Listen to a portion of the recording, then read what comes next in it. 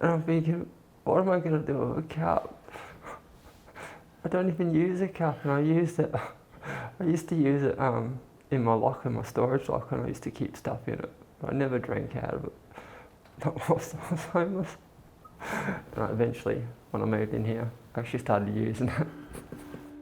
I think sometimes we tend to dehumanise people when we see them, on a cardboard box, or that sort of typical person, sleeping on a park bench or something like that. And we forget that they have a story just as much as we do. People would just walk past and not interact at all. That's what was one of the hardest things for him, for any of us to deal with, is for people to not see us,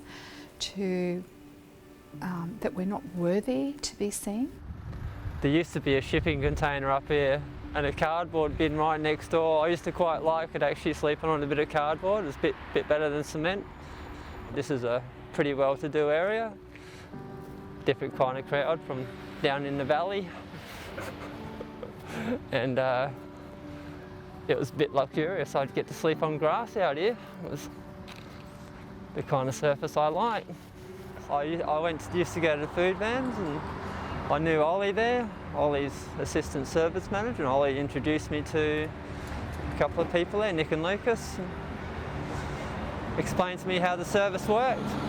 Being able to sort of have that first interaction with Nev as an Orange Sky volunteer, having known him for a couple of years sort of by face, that's where we first sort of began to have a bit more of a relationship, and that was in the context of, Orange Sky.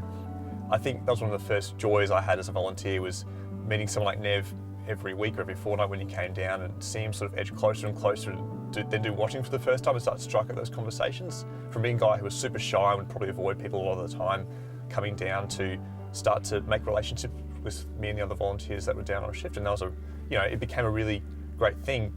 There's all these jokes in Orange Sky about Nev. If you want to know anything, ask Nev. If you want to know where anything is, ask Nev.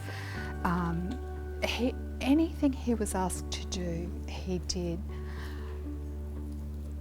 Not just willingly, he just did it really perfectly and graciously. It was pretty clear that he felt at home with those relationships, and those relationships with volunteers had extended to helping out around HQ, and started printing some of the T-shirts and helping out with the van and things like that. And that was Nev building on relationships he'd been making perhaps for the first time in a while after having a period of isolation on the street.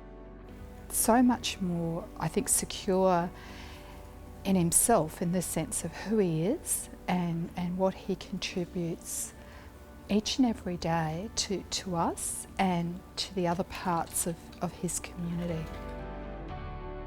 Now sort of working and like having a place to stay, what's the main thing I suppose has changed for you? I have a good structure now. Good structure. The place I've lived in is probably the longest place I've lived in. Yeah. Cheers.